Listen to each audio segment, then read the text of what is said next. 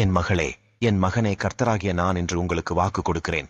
உங்களுக்கு வேதாகமத்திலிருந்து சொல்லுகிறேன். சங்கீதம் 37 அதிகாரம் 28 வசனம். கர்த்தர் நியாயத்தை விரும்புகிறவர், அவர் தமது பரிசுத்தவான்களை கைவிடுவதில்லை. அவர்கள் என்றைக்கும் காக்கப்படுவார்கள் என்று எழுதியிருக்கபடியாக என் மகளே, என் மகனே, நீதிமான்களாக பரிசுத்தவான்களாக வாழக்கூடிய உங்களை பார்த்து கர்த்தராகிய நான் சொல்லுகிறேன். என் பிள்ளைகளாக இருக்கக்கூடிய உங்களை கர்த்தராகிய நான் காத்துக்கொள்வேன் என்று வாக்கு கொடுக்கிறேன். என் ஜனமாகிய உங்களை கர்த்தராகிய நான் கைவிடுவதில்லை. இன்று கூட ஏதோ ஒரு காரியத்திலே உங்களை கர்த்தராகிய நான் கைவிட்டு விட்டேன் என்று கலங்கிக் கொண்டிருக்கிறீர்கள் அல்லவா? அப்படிப்பட்ட என் ஜனமாகிய உங்களுக்கு கர்த்தராகிய நான் சொல்லுகிறேன், உங்களை எப்படி என்னால் கைவிட முடியும்? நீங்கள் பரிசுத்தவான்களாக இருக்கும் பொழுது உங்களை எப்படி என்னால் கைவிட முடியும் என்பதை சிந்தித்துப் பாருங்கள். இன்றைக்கு நீங்கள் கர்த்தருக்கு பிரியமானதை செய்து கர்த்தருக்கு ஏற்ற காரியங்களிலே உங்களை ஒப்புக் கொடுத்து வாழ்கிறீர்களா என்பதை சிந்தித்துப் பாருங்கள். இன்னைக்கு நீங்கள் பரிசுத்தவான்களாக இருக்கிறீர்களா என்பதை சிந்தித்துப் பாருங்கள். பரிசுத்தவான்கள் என்பவர்கள் யார் உங்களுக்கு தெரியுமா? மனம் திரும்பி கர்த்தரிடத்திலே ரட்சிக்கப்பட்டு பாவத்தில் இருந்து விடுதலை பெற்று என் பிள்ளைகளாக இருக்கக்கூடிய நீங்களே பரிசுத்தவான்கள். என்னுடைய இரத்தத்தினாலே உங்களுடைய பாவக்கரைகள் கழுவப்பட்டதினாலே நீங்கள் பரிசுத்தவான்களாக இருப்பீர்கள் என்று சொல்லுகிறேன். பரிசுத்தவான்களாக இருக்கக்கூடிய உங்களை கர்த்தராகிய நான் இன்று ஆசீர்வதிப்பேன் என்று வாக்கு கொடுக்கிறேன். உங்களுக்கு வேதாகமத்திலிருந்து சொல்லுகிறேன். உபாகமம் 1 அதிகாரம் 11 வசனம்.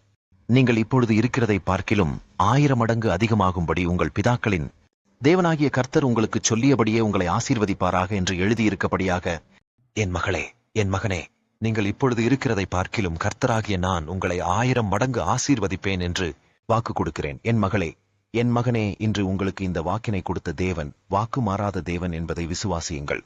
நீங்கள் என்னை விசுவாசித்தீர்கள் என்றால் உங்களுக்கு விசுவாசத்தின் பலனை அடைவீர்கள் என்று சொல்லுகிறேன். இன்னைக்கு நீங்கள் இருக்கக்கூடிய நிலையிலிருந்து உங்களை ஆசீர்வதித்து உங்களுடைய வாழ்க்கையிலே உங்களை 1000 மடங்காய் பெருகும்படி உங்களை ஆசீர்வதிப்பேன் என்று சொல்லுகிறேன். நீங்கள் நினைக்கலாம், தேவனே, இன்றைக்கு நாங்கள் நிறைய காரியங்களிலே கஷ்டப்பட்டுக் கொண்டிருக்கிறோம், அதிலிருந்து எங்களுக்கு ஒரு ஆசீர்வாதம் கிடைக்குமா என்று எதிர்பார்த்து காத்துக் கொண்டிருக்கிறோம் என்று நீதிமான்களாக பரிசுத்தவான்களாக வாழக்கூடிய நீங்கள் நினைக்கலாம். அப்படிப்பட்ட என் ஜனமாகிய உங்களுக்கு கர்த்தராகிய நான் சொல்லுகிறேன், இன்று நீங்கள் கண்டு கொண்டிருக்கக்கூடிய சோதனையான காலங்கள் உங்களுக்கு ஆசீர்வாதமான காலங்களாக 1000 மடங்காக பெருகி வளர்வீர்கள் என்று வாக்கு கொடுக்கிறேன்.